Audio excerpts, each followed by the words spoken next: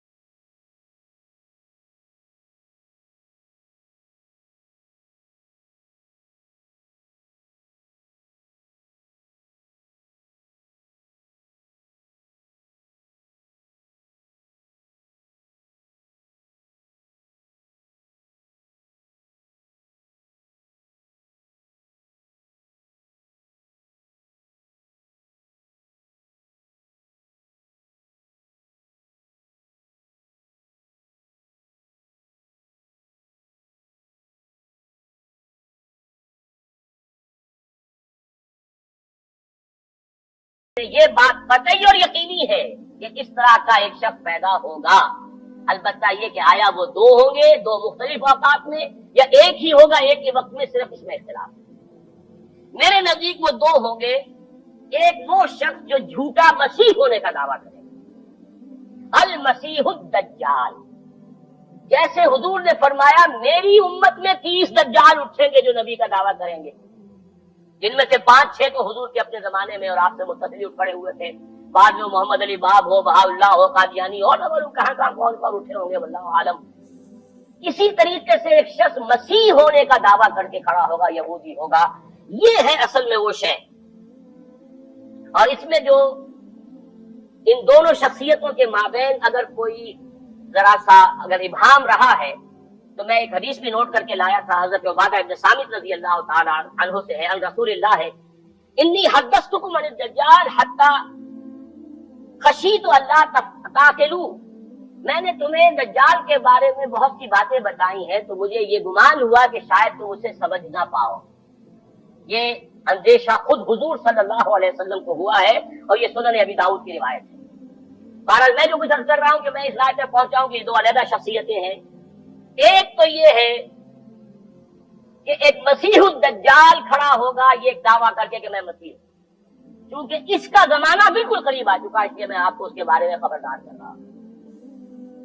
دوسرا جو مسیح جس کی شخصیت مسیح دجال کی آتی ہے، دجال اکبر، میں صرف اشارہ کروں گا، پھر کبھی انشاءاللہ اس موضوع پر تفصیل سے گفتگو ہوگی، وہ میرے نزدیک بالکل قریب قیامت کی ایک علامت ہے۔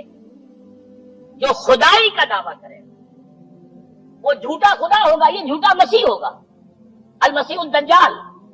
الدجال الاکبر وہ ہوگا کہ جو قیامت کے بالکل قریب کی تین نشانیاں ہیں، جبکہ وہ آ جائیں گی تو حدیث میں آتا ہے کہ اس کے بعد کسی شخص کے ایمان لانے کا، توبہ کرنے کا فائدہ نہیں ہوگا۔ ویسے تو علامات قیامت جو ہے ان میں سب سے پہلی میں نے بتایا تھا حضور کی بعثت خود علامات میں سے، اس کے بعد 10 علامتیں حضور نے گنوائی ہیں اور وہ تدریجاً پوری ہوتی چلی جائیں گی۔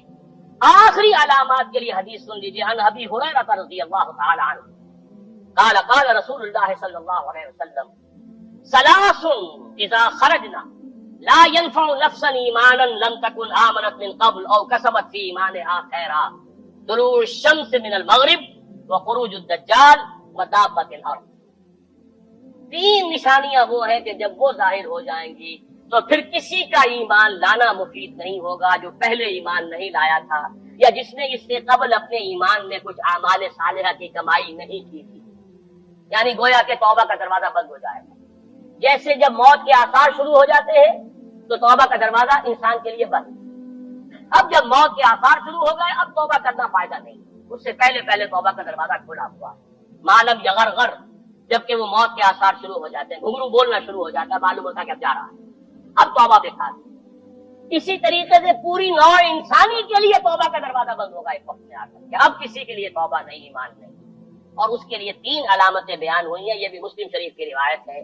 آپ نے فرمایا 3 چیزیں وہ ہیں کہ جب وہ ظاہر ہو گئیں تو پھر کسی کا ایمان لانا جو اس سے پہلے ایمان نہیں لایا تھا اور اپنے ایمان میں اس نے کچھ اعمال صالحہ کی کمائی نہیں کی تھی، اب قتل مفید نہیں ہوگا اس کے لیے ایمان لانا۔ وہ 3 نشانیاں ہیں، طلوع الشمس من المغرب، سورج مغرب سے طلوع ہوگا، نظام شمسی میں کوئی اختلال ایسا ہوگا کہ جس سے سورج بجائے مغرب سے نکلے گا، وہ خروج الدجال ودابۃ الارض، ایک زمین سے کوئی چوپایا برآمد ہوگا، بعض احادیث میں آتا ہے کہ مروہ کے قریب سے وہ برآمد ہوگا جو گفتگو کرے گا انسانوں سے، یہ بالکل خرق عادت، یعنی وہ چیزیں کہ جن کا کوئی تعلق اب اسباب جو ہے دنیا کے ان سے کوئی تعلق نہیں ہے، کوئی فزیکل لا سے تعلق نہیں ہے، وہ بالکل معجزے ہوں گے، خرق عادت ہوگا۔